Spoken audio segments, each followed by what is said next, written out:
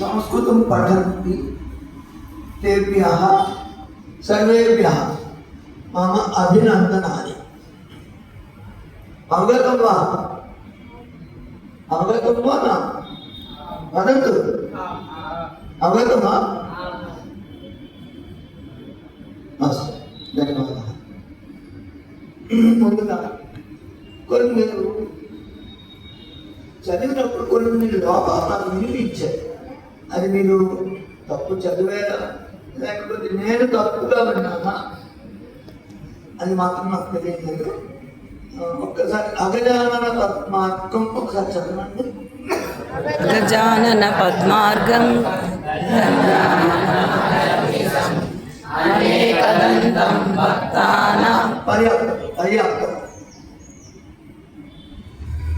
అనేకదంతం భక్తానాం మంచిది. మీకు ఈ శుక్లాంబరం శ్లోకానికి అర్థం తెలుసా? అర్థం తెలిస్తే ఎవరైనా చెప్పగలరా? సరే, నేను చెప్తాను.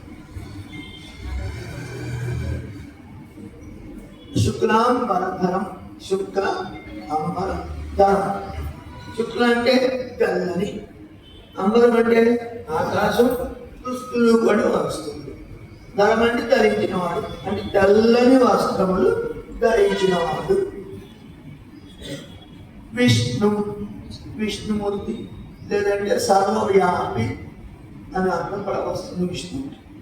శశివర్ణం, చంద్రుని వంటి కాంతి కలవాడు. అమావాస్య చంద్రుడు కాదు, పౌర్ణమి చంద్రుడు వంటి కాంతి కలవాడు. చతుర్భుజం, 4 చేతులు కలవాడు. చతుర్భుజం, ప్రసన్న వదనం. ఎంతసేపు చూసినా ఆ స్వామి ఇంకా చూడాలని అనిపిస్తుంది. మీకు తిరుపతి అనుకోండి, ఒక సెకండ్ కూడా మనం చూడనివ్వరు, చూసేస్తారు. మనకి ఇంకా చూడాలనిపించి దొంగదారి మళ్ళీ పక్కన చూస్తుంటాం. కొంచెం అవకాశం ఉంటే మళ్ళీ వెనక్కి వచ్చి కూడా చూస్తుంటాం. అది అటువంటి ప్రసన్న వదనం. సర్వ విఘ్నోపశాంతయే చేయాలి అంటే మన కష్టాలన్నింటినీ తొలగించినటువంటి విష్ణుమూర్తికి నమస్కారం. ఈ శ్లోకంలో విష్ణుమూర్తి గురించే ఉంది, వినాయకుడి గురించి అక్కడ లేదు. నెక్స్ట్ శ్లోకంలో వినాయకుడి 2 కలిపి చెప్పిన వినాయకుడి వర్తిస్తుంది. ఏంటంటే అగజానన పద్మార్కం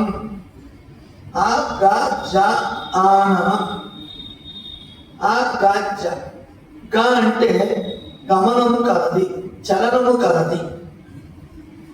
దానికి ముందు ఆ పెట్టామనుకోండి, గాకి ముందు ఆ పెడితే అది నెగిటివ్ మీనింగ్ వస్తుంది. గా అంటే చలనము కలది, ఆ పెడితే అగా అయితే స్థిరముగా ఉంటుంది, చలనము లేనిది. అగా అంటే చలనము లేనిది. ఈ యుగంలో కదలకుండా ఉండేవేవి పర్వతాలు.